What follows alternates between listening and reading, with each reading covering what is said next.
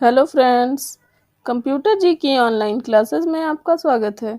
दोस्तों, मैं प्रगति एक बार फिर से हाजिर हूँ टैली प्राइम की नई वीडियो के साथ। दोस्तों, टैली प्राइम की नई वीडियो में आज हम बात करने वाले हैं टाइप्स ऑफ अकाउंट के बारे में।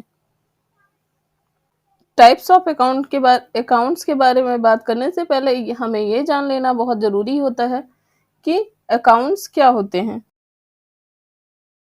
अकाउंट एक ऐसा खाता है जिसमें क्या होता है, एक विशेष प्रकार की सारी ट्रांजैक्शंस को, एक डेली बेसिस की जो भी हमारे ट्रांजैक्शन होते हैं यानी लेन देन होते हैं, उनको किसी पर्सन से संबंधित होते हैं या किसी वस्तु से संबंधित होते हैं यानी कि किसी थिंग से संबंधित होते हैं, या उनके बारे में डिटेल में उन ट्रांजैक्शंस की समरी को एक रिकॉर्ड के फॉर्म में एक सीक्वेंस वे में रखा जाता है।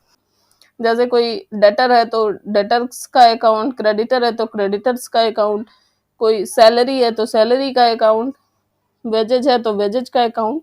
इस तरीके से हम सारे खाते अलग अलग बना लेते हैं। जैसे कोई पर्सन है, राम है तो राम का अकाउंट।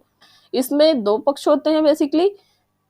इसमें क्या होता है कि बाएं साइड का जो पक्ष होता है उसे डेबिट पक्ष कहा जाता है, जबकि दाएं साइड का जो पक्ष होता है उसे क्रेडिट पक्ष कहा जाता है। डेबिट को हम डी से डिनोट करते हैं और क्रेडिट को हम सी से डिनोट करते हैं। तो आइए हम जानते हैं कि अकाउंट कितने टाइप के होते हैं।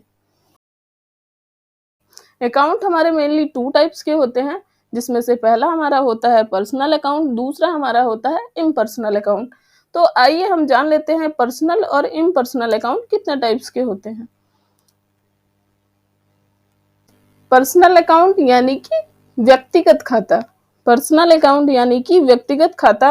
इम्पर्सनल अकाउंट हमारे दो टाइप के होते हैं, जिसमें से पहला होता है रियल अकाउंट यानी कि वास्तविक खाता, और दूसरा होता है हमारा नॉमिनल अकाउंट यानी कि नाम मात्र का खाता। तो आइए हम जानते हैं कि पर्सनल अकाउंट क्या होता है।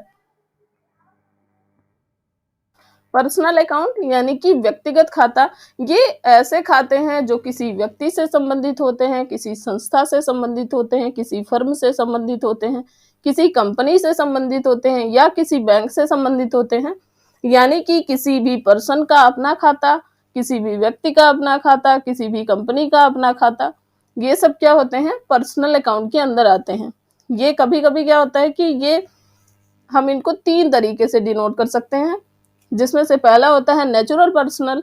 नेचुरल पर्सनल के अंदर वो चीजें आती हैं जो किसी व्यक्ति से संबंधित होती हैं, यानी जो प्रकृति प्रदत्त होती हैं।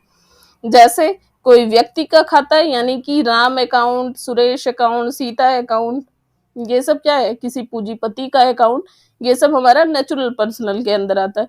दूसरी चीज होती है हमारा आर्टिफिशियल पर्सनल यानी कि कृत्रिम व्यक्ति के खाते।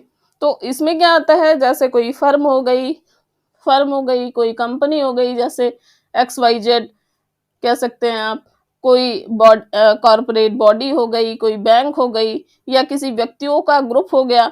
ये सब कुछ क्या होता है, हमारा कृत्रिम अकाउंट होता है। उदाहरण के लिए जैसे हम जानते हैं कि रमेश, सुरेश का ट्रेडिंग अकाउंट चैरिटेबल ट्रस्ट हो गई, कोई कंपनी हो गई, ये सब कुछ हमारा क्या होता है, पर्सनल अकाउंट के अंदर आता है।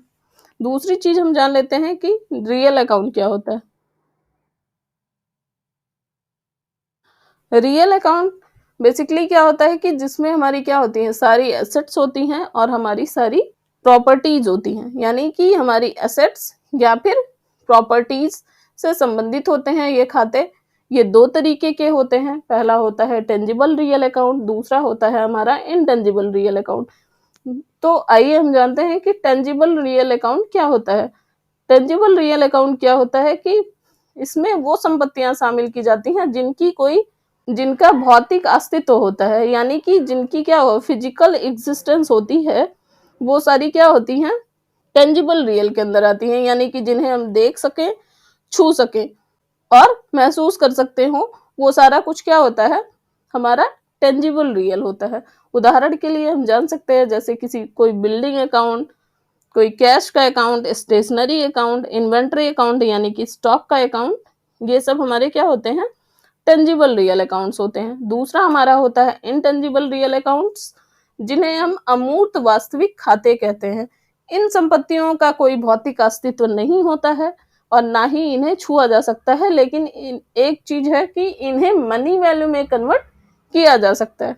इनका मूल्य होता है, जैसे हमारी गुडविल हो गई, कॉपीराइट हो गया, ट्रेडमार्क हो गया, पेटेंट हो गया। जैसे गुडविल की बात कर लेते हैं कि कोई भी पर्सन है, उसकी गुडविल अच्छी है, यानी कि उसका व्यवहार अच्छा है, उसके काम अच्छे हैं, उसका कोई भी पर्सन है बिजनेस कर रहा है, उसका सामान अच्छा है, तो उसकी गुडविल है कि वहां से लोग उसके पास से ज्यादा अच्छे से सामान ले जाता है, अच्छे से बिहेवियर है उसका, तो उसकी बिक्री ज्यादा होती है। उस कंडीशन में ये गुडविल हो गई। इसी तरीके से हमारा पेटेंट होता है, कॉपीराइट होता है, ट्रेडमार्क होता है, जिसके बदले में हमें क्या मिलता है, मनी मिलती है। तो यानी कि इनका क्या होता है, मनी वैल्यू होती है। तीसरा हमारा है नॉमिनल अकाउंट।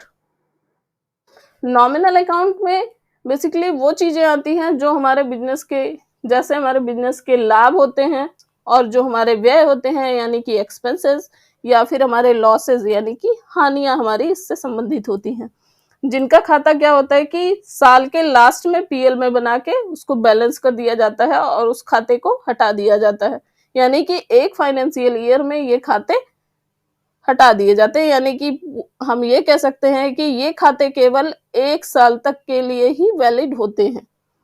उदाहरण के लिए जैसे हम जान सकते हैं कि rent account, commission account, salary account या फिर वेजेज अकाउंट, ये सब क्या है, नॉमिनल अकाउंट के उदाहरण हैं, जिनको क्या हुआ, जैसे किराया देना है भाई, अगर एक फाइनेंशियल ईयर का रिकॉर्ड एक ही बार में रखना है, उस कंडीशन में क्या होता है कि जब हम लास्ट में हम बनाते हैं अपने एक्सपेंस, उसके बाद पीएल में हम एक्सपेंस दिखा के वहां से इसको हटा दिया जाता है, फिर नेक्स्ट फाइनेंशियल ईयर में हमारा नया खाता बनता है। तो इस तरीके से हमने जाना कि पर्सनल अकाउंट क्या होता है, रियल अकाउंट क्या होता है और नॉमिनल अकाउंट क्या होता है। अगर आप लोग को हमारी वीडियो पसंद आई हो तो आप हमारे चैनल को लाइक और सब्सक्राइब कर सकते हैं। एक और चीज कि अगर किसी भी स्टूडेंट को हमारी नोट्स की रिक्वायरमेंट है तो आप हमारे डिस्क्रिप्शन बॉक्स में चेक कर सकते हैं।